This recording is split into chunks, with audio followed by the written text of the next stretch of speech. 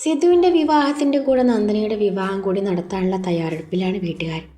തനിക്ക് ജ്യോതിഷത്തിലൊന്നും വിശ്വാസമില്ലെന്ന് പറഞ്ഞ നന്ദു ഒരുപാട് എതിർത്ത് നോക്കിയെങ്കിലും ഫലമുണ്ടായില്ല. അവളുടെ ജീവൻ വെച്ചുള്ള ഒരു പരീക്ഷണത്തിന് അവരാരും ഒരുക്കമല്ലായിരുന്നു. നന്ദനയ്ക്ക് അനുയോജ്യനായ ചെറുക്കനെ അന്വേഷിക്കുകയാണ് അച്ഛൻ പരമേശ്വരും ഏട്ടൻ അരവിന്ദും. വീട്ടുകാർ ഉറപ്പായും തന്നെ കെട്ടിച്ചുവിടും എന്ന് കരുതിയ നന്ദു സിദ്ധു അറിയാതെ തേജയോടുള്ള തൻ്റെ ഇഷ്ടം തുറന്നു പറഞ്ഞു. അവനത് വലിയ ഷോക്കായിരുന്നു. സിദ്ധു ഇതറിഞ്ഞ തന്നെക്കുറിച്ച് അവൻ എന്ത് കരുതും എന്ന ചിന്തയായിരുന്നു തേജയുടെ മനസ്സ് നിറയെ. അതിനാൽ അവൻ അവളെ തിരുത്താൻ നോക്കി.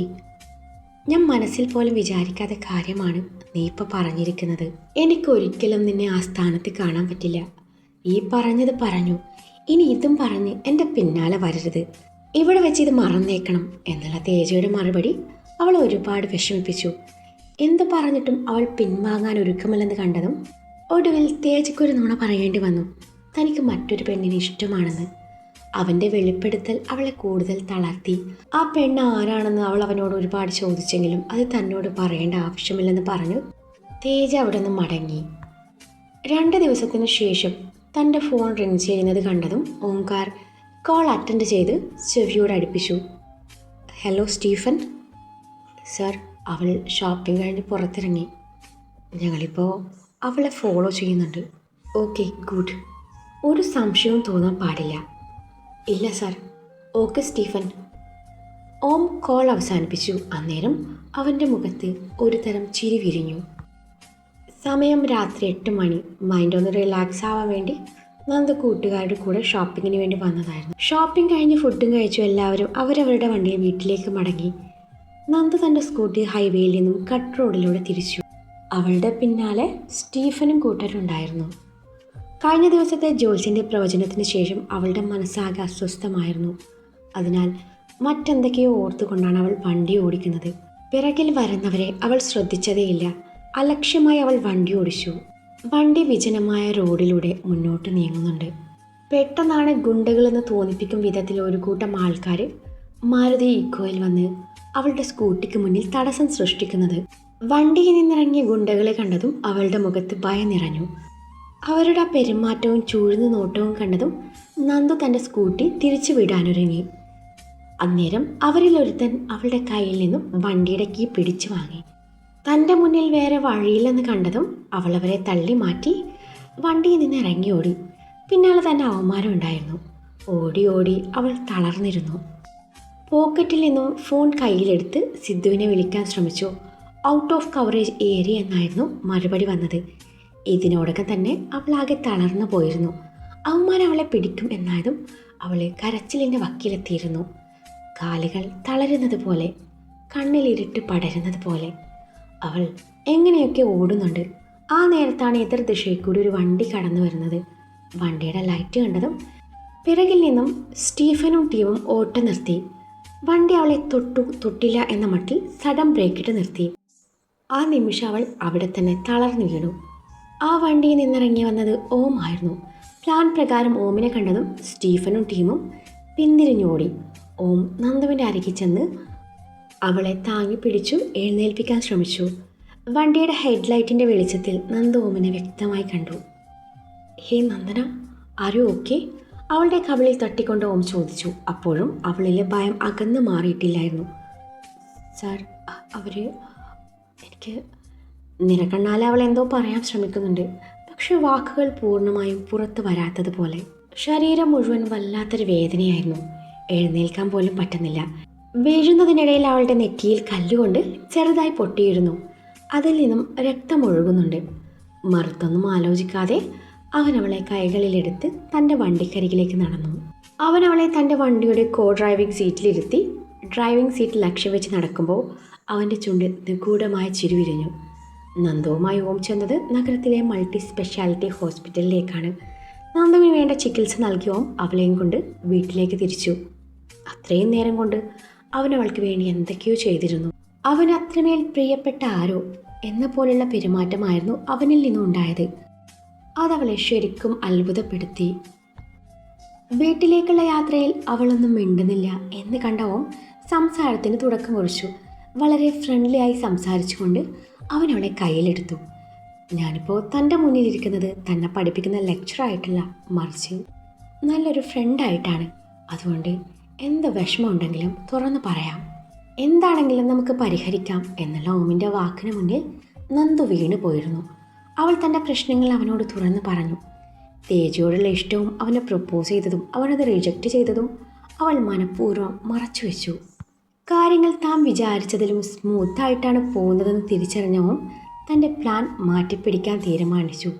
ചുണ്ടിലൂടെ ചിരി മറച്ചു പിടിച്ചവൻ സംസാരിക്കാൻ തുടങ്ങി. അപ്പോൾ അങ്ങനെയൊക്കെയാണ് കാര്യങ്ങൾ. സത്യം പറയാലോ, ഞാനും ഇതേ അവസ്ഥയിൽ പെട്ടിരിക്കുവാണ്. എൻ്റെ പേരൻസൊക്കെ ഡൽഹിയിലാണ്. അവരെന്നെ മാരേജിന് നിർബന്ധിക്കുന്നുണ്ട്. അവരെനിക്ക് വേണ്ടി ഒരു നോർത്ത് ഇന്ത്യൻ പെൺകുട്ടിയെയും കണ്ടുവച്ചിട്ടുമുണ്ട്. അപ്പോൾ സാറ് മലയാളി അല്ല, ചുമ്മാതല്ല ഈ പേര് വന്നത്, നന്ദു പറഞ്ഞു. ഒരു ഹാഫ് മലയാളി. അമ്മ മലയാളിയാ, അച്ഛൻ രാജസ്ഥാനിയും. ലവ് മാരേജ് ആയിരുന്നു. ഇപ്പോൾ ഡൽഹിയിൽ സെറ്റിൽഡാണ്. അച്ഛൻ്റെ സുഹൃത്തിൻ്റെ മകളെയാണ് എനിക്ക് വേണ്ടി അവർ കണ്ടെത്തിയിരിക്കുന്നത്. എനിക്കാണെങ്കിൽ മലയാളി പെൺകുട്ടികളെ ഇഷ്ടം. അപ്പോൾ നമ്മൾ രണ്ടുപേരും ഏകദേശം ഒരേ പ്രശ്നത്തിൽ കടന്നു പോകുന്നവരാണ്. സോ ഞാനൊരു സൊല്യൂഷൻ പറയട്ടെ. ഓമിൻ്റെ സംസാരം ശ്രദ്ധിച്ച് കേൾക്കുകയാണ് നന്ദു. താനൊരു സൊല്യൂഷൻ പറയട്ടെ എന്നുള്ള അവൻ്റെ ചോദ്യം കേട്ടതും അവൾ ശരിയെന്ന പോലെ തലയണക്കി. നമുക്കങ്ങ് കെട്ടിയാലോ എന്നുള്ള ഓമിൻ്റെ ചോദ്യം കേട്ട് നന്ദു ആകെ തറഞ്ഞു പോയിരുന്നു. സാർ, ഞാനിപ്പോൾ വിവാഹം കഴിക്കാനുള്ള മാനസികാവസ്ഥയിലല്ല ഉള്ളത്. അതുമല്ല, എനിക്ക് സാറിന് കെട്ടാൻ പറ്റില്ല. എടോ, എനിക്കും അങ്ങനെയൊക്കെ തന്നെയാ. മലയാളി പെൺകുട്ടികളെ ഇഷ്ടമൊക്കെ തന്നെയാ. പക്ഷേ എൻ്റെ കോൺസെപ്റ്റുള്ള ഭാര്യയ്ക്ക് നീയുമായി യാതൊരു ബന്ധവുമില്ല. ആ പറഞ്ഞത് നന്ദുവിന് അത്രയ്ക്കങ്ങോട്ട് ദഹിച്ചില്ല. അതെന്താ സാർ, എനിക്കൊരു കുറവ് എന്നുള്ള അവളുടെ പറച്ചിലിൽ അവനിൽ ചിരി പടർത്തി. അതാണ് ഇപ്പോൾ ഇവിടുത്തെ പ്രശ്നം. നമ്മൾ രണ്ടുപേരും താൽക്കാലികമായി വിവാഹിതരാകുന്നു. ഈ വിവാഹമാണ് രണ്ടുപേർക്കും രക്ഷപ്പെടാനുള്ള വഴി. ഒരു എഗ്രിമെൻ്റ് മാരേജ്.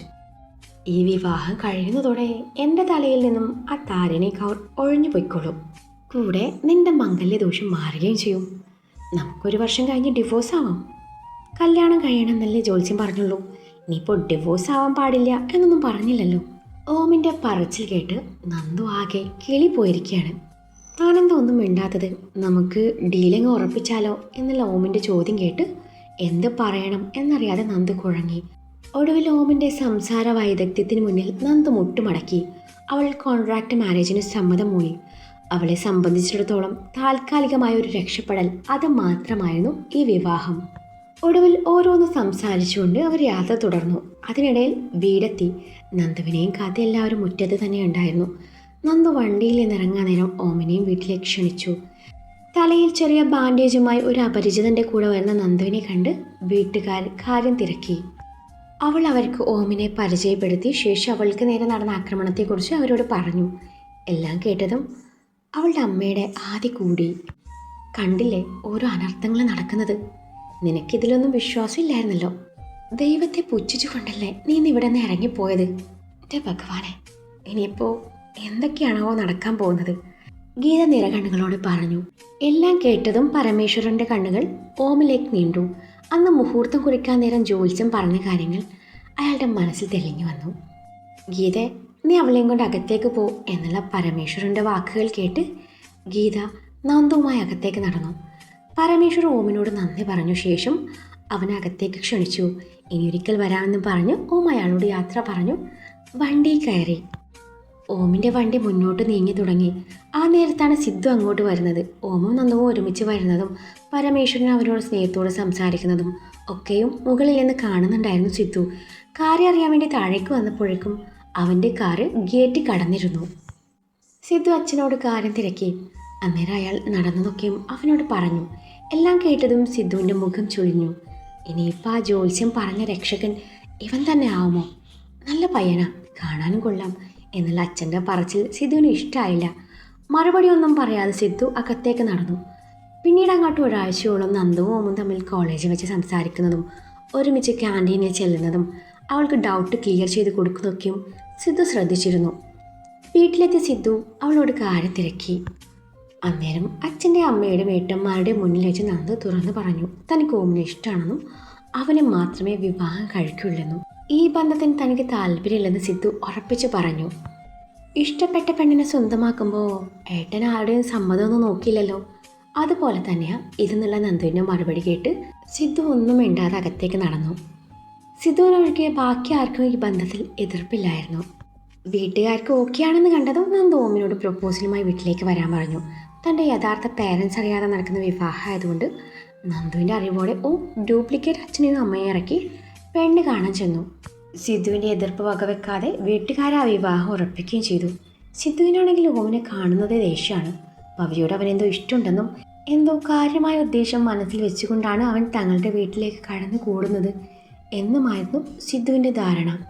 സിദ്ധുവും ഭവ്യയും തമ്മിലുള്ള മാരേജ് അറിഞ്ഞതും കോളേജ് മുഴുവൻ ചെറുതായി നടുങ്ങി. അതിന് പിന്നാലെ നന്ദു മാരേജ് ന്യൂസ് അനൗൺസ് ചെയ്തതും കോളേജ് മൊത്തം കിളി പോയിരിക്കുവാണ്.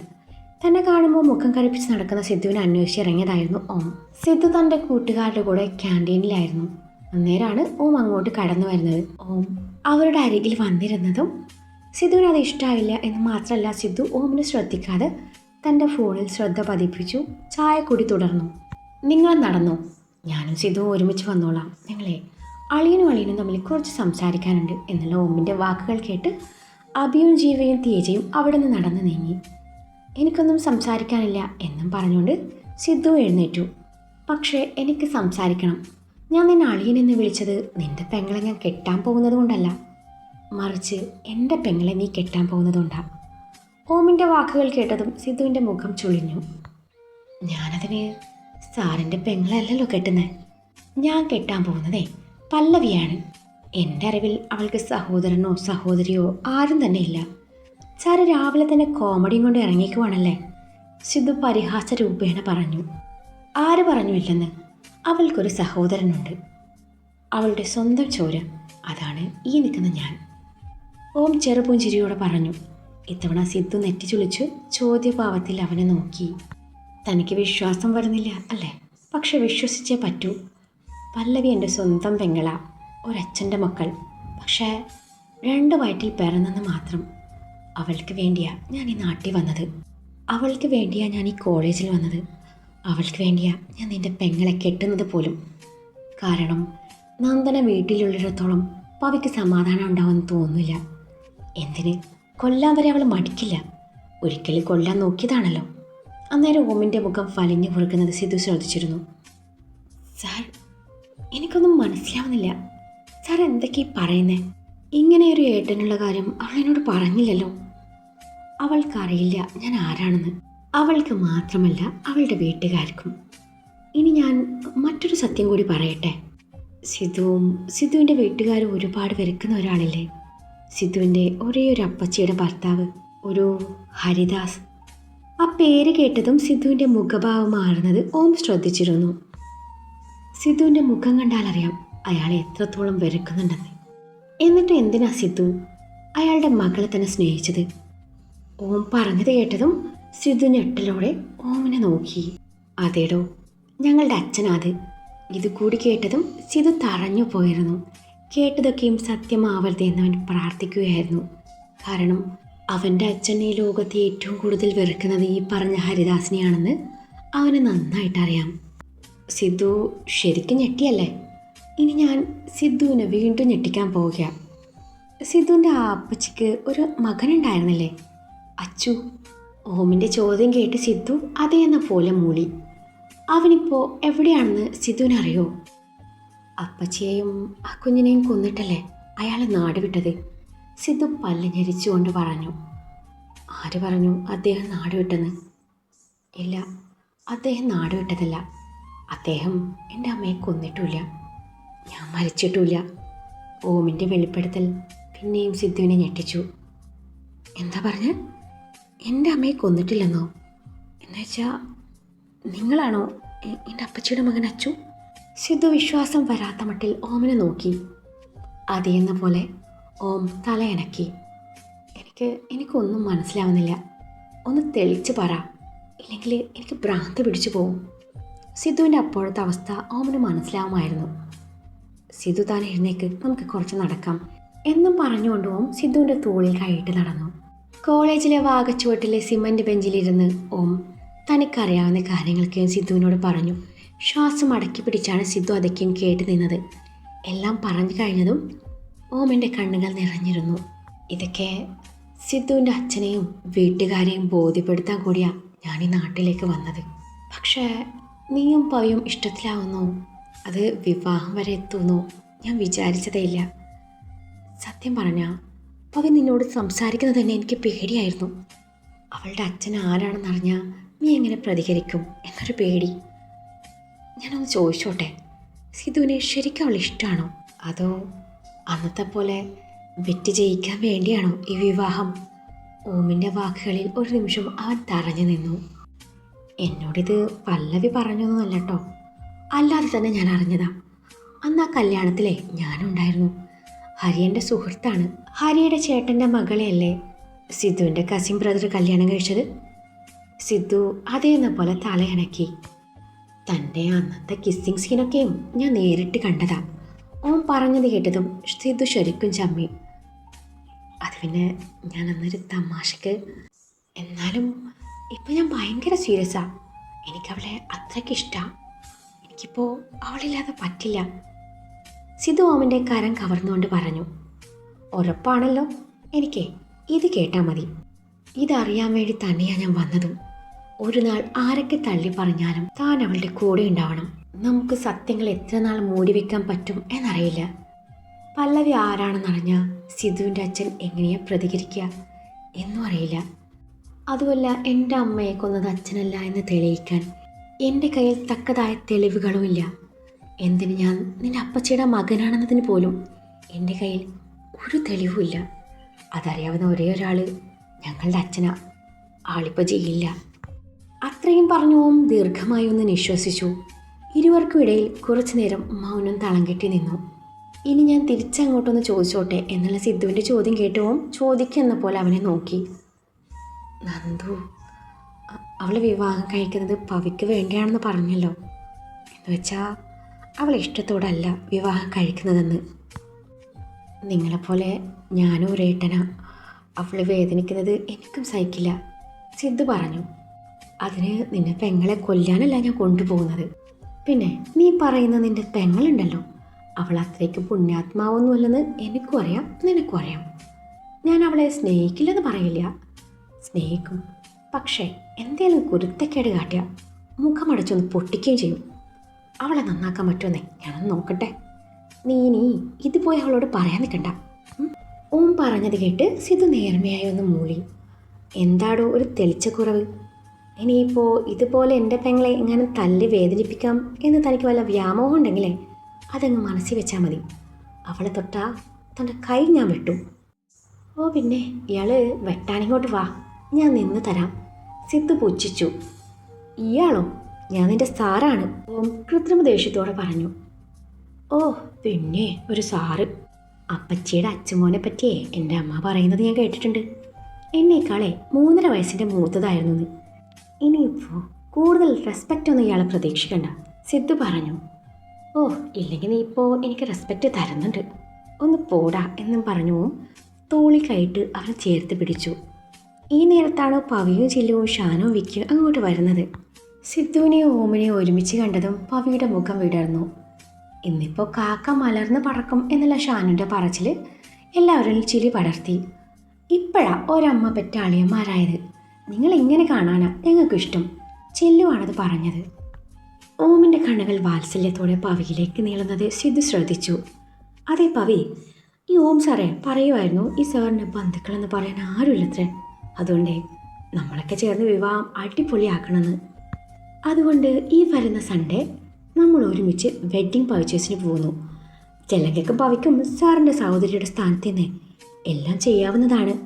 സിധു എല്ലാവരോടൊന്ന് പല പറഞ്ഞു. അന്നേരവും ചെറിയാലെ ഒന്ന് നോക്കി. ഒറ്റ ദിവസം കൊണ്ട് പർച്ചേസ് തീരില്ലല്ലോ, നമുക്ക് സാറ്റർഡേ തന്നെ തുടങ്ങിയാലോ? വിക്കി ചോദിച്ചു. ഹേയ് അത് പറ്റില്ല, സാറ്റർഡേ ഞങ്ങളുടെ പ്രീ വെഡ്ഡിങ് ഷൂട്ട് നടക്കുന്നുണ്ട്, അന്ന് ഞങ്ങൾ ആരും പ്രതീക്ഷിക്കരുത്, സിധു പവിയിലേക്ക് നോട്ടമെറിഞ്ഞുകൊണ്ട് പറഞ്ഞു. അപ്പോൾ സാറിന് ഈ പറഞ്ഞ സംഭവങ്ങളൊന്നും വേണ്ടേ സാർ? ഷാന് ചോദിച്ചു. ഹേയ് എനിക്കതിനോടൊന്നും താല്പര്യമില്ല, നിങ്ങൾ എൻജോയ് ചെയ്യും എന്നുള്ള ഓമിൻ്റെ പറച്ചിൽ സിധുവിൽ നിരാശ പടർത്തി. ഓം അവരോടൊക്കെ യാത്ര പറഞ്ഞ് മുന്നോട്ട് നടന്നു. അതിനിടയിലാണ് അവൻ നന്ദുവിനെ കാണുന്നത്. സാർ സാർ, ഞാനും കൂടെ വന്നോട്ടെ എന്നും പറഞ്ഞുകൊണ്ട് നന്ദു അവൻ്റെ പിന്നാലെ നടന്നു. എന്തായിരുന്നു അവിടെ ഒരു ചർച്ച? അതെ, അവളുമാരോടെ ഇനി കൂടുതൽ സംസാരമൊന്നും വേണ്ട. എനിക്കിഷ്ടമല്ല അവരെ, പ്രത്യേകിച്ച് ആ പല്ലവിയെ. അതെന്താ അങ്ങനെ? തൻ്റെ ചേട്ടൻ വിവാഹം കഴിക്കാൻ പോകുന്ന പെണ്ണല്ലേ കുട്ടി? അതൊക്കെ ശരിയാ, പക്ഷേ എനിക്കെന്തോ അവളെ ഇഷ്ടമല്ല. അവൾ വീട്ടിലോട്ടൊന്ന് വന്നോട്ടെ, ഞാൻ അവളെ ശരിയാക്കുന്നുണ്ട് എന്നുള്ള നന്ദുവിൻ്റെ പറച്ചിൽ ഓമനെ ചൊടിപ്പിച്ചുവെങ്കിലും അവനത് പുറത്ത് പ്രകടിപ്പിച്ചില്ല. എടോ, ഞാനൊരു കാര്യം പറയട്ടെ, ഇപ്പം താനൊന്നിനും പോകണ്ട. ഈ വിവാഹം ഒന്ന് കഴിഞ്ഞോട്ടെ, നമുക്കേ അവൾക്ക് ഒരുമിച്ച് പണി കൊടുക്കാം. എനിക്കാണെങ്കിൽ ഈ പണി കൊടുക്കാൻ ഭയങ്കര ഇഷ്ടമാണ്. എൻ്റേതേ വെറും പണിയായിരിക്കില്ല, ഒരു ഒന്നൊന്നര പണി തന്നെയായിരിക്കും. അത് കണ്ടേ നീ ശരിക്കും ഞെട്ടും എന്നും പറഞ്ഞുകൊണ്ട് ഓം മുന്നോട്ട് നടന്നു.